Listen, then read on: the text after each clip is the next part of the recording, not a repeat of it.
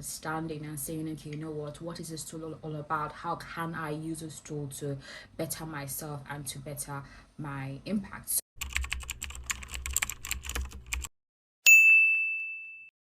So now that we've moved from excitement and panic, now we are now moving to experiencing the tool and the best ways for you to actually deliver or rather get the best out of Chat GPT. Now this is part 3.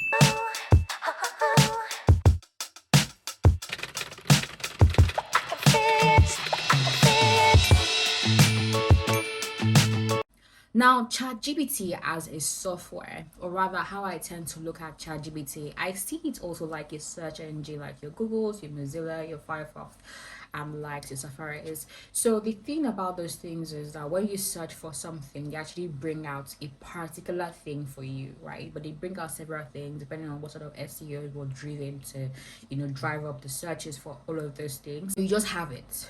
Now, what ChatGPT does is I actually write it down for you, and I think that is literally one of the things that fascinates people about the tool. The fact that it's actually writing it down and the speed at which it helps you deliver it, which is not bad.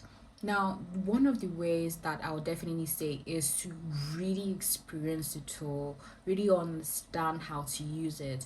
Don't just give it your jobs for you to do for you. The more you input things to it and send inputs to it and it's delivering its outputs, right? Or sending questions or statements and is giving you back the answers, is learning from you. One of the ways you should also take advantage of the tool is also to learn from the tool and to also understand what the tool is doing and what the tool is all about. So instead of saying, okay, you know what, ChatGPT, write me a 500 word essay about whatever.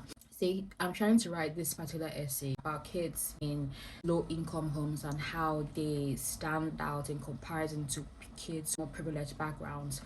Then it's going to give you the ideas. Like, what you should be doing is to be asking a question. This is almost like a research sort of tool, and you can always tweak and understand, because at that point with the tool, you're actually learning and improving yourself, your skill sets better, rather than just giving it the tool to do the job for you and submitting that AI output to your advisor or your manager, commenting into your blog or whatever, and thinking that you have found the best thing to slice bread. A great way for you to also own the world is for you to understand how this particular tool works. So you are also developing yourself so that when you kind of prepare a project or a thesis or anything, you can always stand and defend it. And I'm just saying, so in experiencing the tool, you should definitely take advantage of it and also know what you are doing, like know what you are talking about, writing about. So for somebody like me who has never interacted with code in her life, I think I had a bit of HTMS or CSS when I had a blog, right? But it was just a very tiny minute thing. What I'm not going to do is sort of get a job as a software engineer by hook or by crook, regardless. Then give this ChatGPT and think that I'm going to be able to solve the problems that I'm trying to have by telling ChatGPT to do the job for me. Because to be quite honest, I need to have at least average knowledge, personal average knowledge about the softwares, or build yourself, grow yourself, understand the tool. I am really excited to see how researchers actually use the tool to better themselves, what you shouldn't be doing and why you shouldn't be scared about it, because to be quite honest, it's you. So this is how I see it. Every single person in this world has access to different tools. So even if it's your phone, if it's your systems, even if it's your homes, right? However, what I'm able to execute with this thing that I have, or this talent that I have, or this hair that I have, it's going to be different from how somebody is going to deliver that same thing. So we can have access to literally every single thing that we can possibly have. However, people's execution of it and what their productivity is and what they produce out of that thing is going to differ, whether it's from experience, whether it's from creativity, or whatever, is going to be extremely different. how I'm going to use a laptop is going to be different, and my output of that laptop is going to be totally different from how somebody who is a software engineer, or who is a consultant, or who is even a designer is going to, execute it with that same tool that is a laptop. And that is literally the same thing that we're going to be talking about. So we can literally all have access to ChatGPT as a software. However, our productivity, which is not in relation to the finances that we have or the resources that we have available to it, even by its basic level, by its free level, right?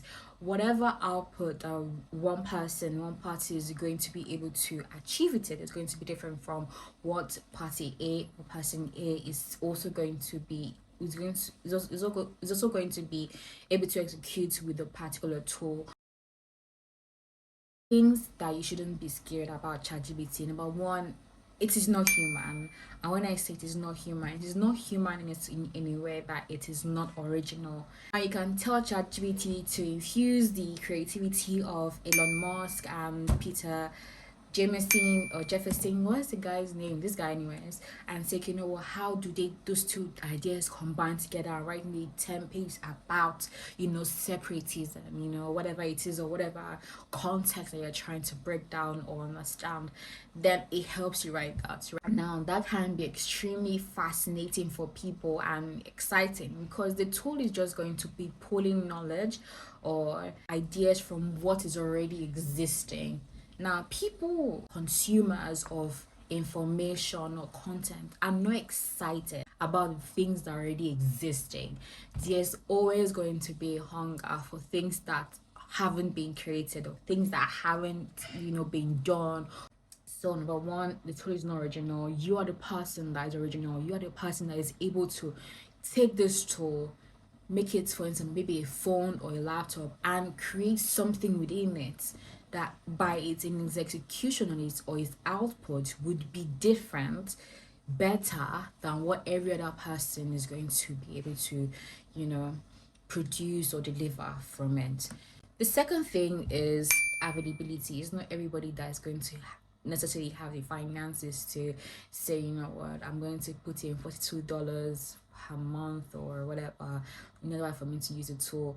So till then, what, use it as a research tool to better your skills, improve your skill sets, and be the better executioner. Three, the fact that it's going to also create more jobs. The fact that it's existing already shows there's an opportunity that people might lose their jobs. However, there's also the opportunity where this can create jobs for people, jobs whereby it's now going to be about who are the people that can ask these tools the thing that would differentiate it from something else.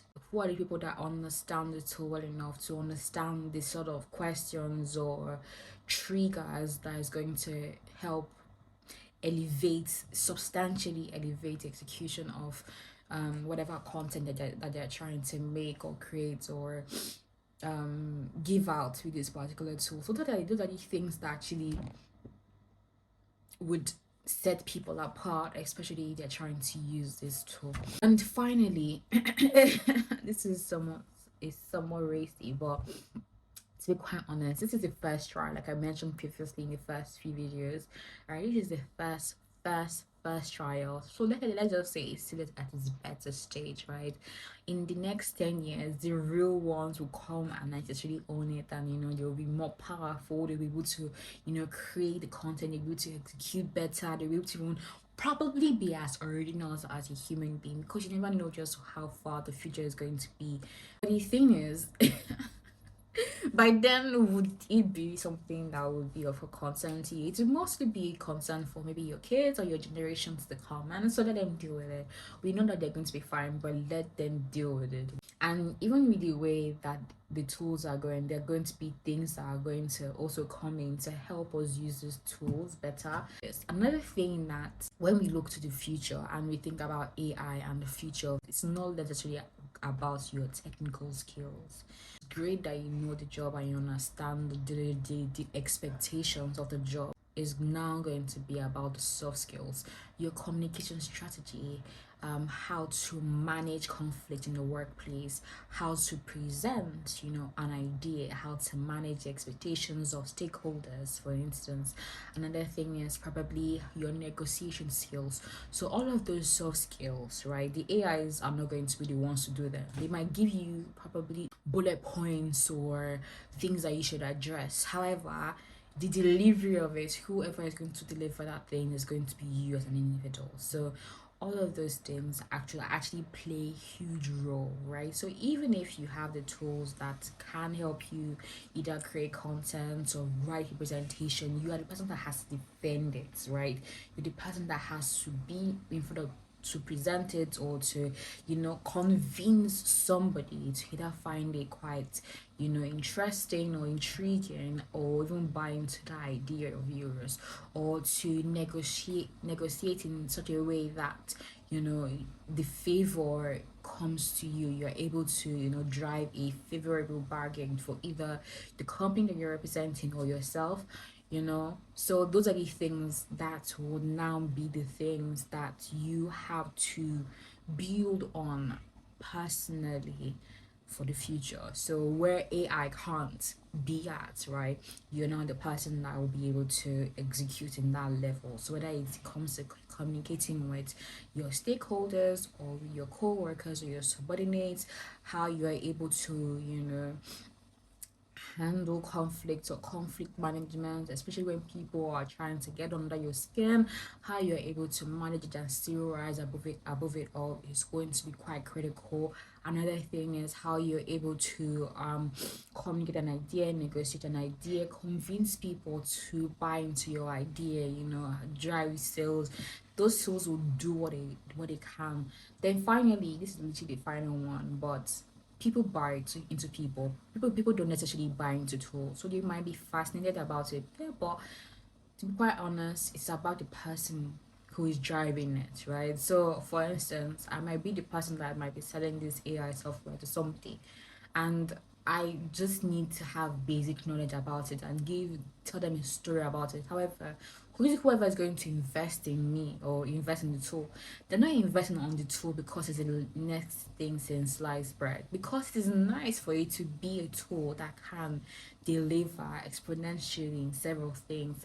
However, people buy into the people behind those things, right? So they buy into the person who is either presenting it. How relatable is this person? How convincing is this person? Is this person someone I can trust? Is this person someone that I can commit this particular finances to, and believe that even regardless of this is the output that I'm trying to, or I'm hoping to see. Those are literally the things that would be the things that will be the key drivers even while AI is there, right? Yeah, so having said that, I hope you're able to get a bit of knowledge from this and understand it. If you haven't watched the other series, I really do encourage you guys to watch it. It's fully packed with so much information, and I reduce it in such a way that you're able to get the key points to really help you with this particular tool. AIs are going to be here. They've started coming. Embrace them, understand them. Have the most basic knowledge about it. Understand the tools that are impactful for the productivity of your skill sets or your industry, or the things that are those tools that will help the people in your industry do better. Technically, those are the things that you should be looking at. And you are going to be fine. All right. Having said that, my name is Oma. It has been really warm, doing this video. I really do encourage you guys to like, subscribe, and share. Share your friends and family. AIs are going to be here, and I hope I'm able to have like an AI tool for myself. I don't even know, but yeah, enjoy the rest of your day, guys. Bye. Hey.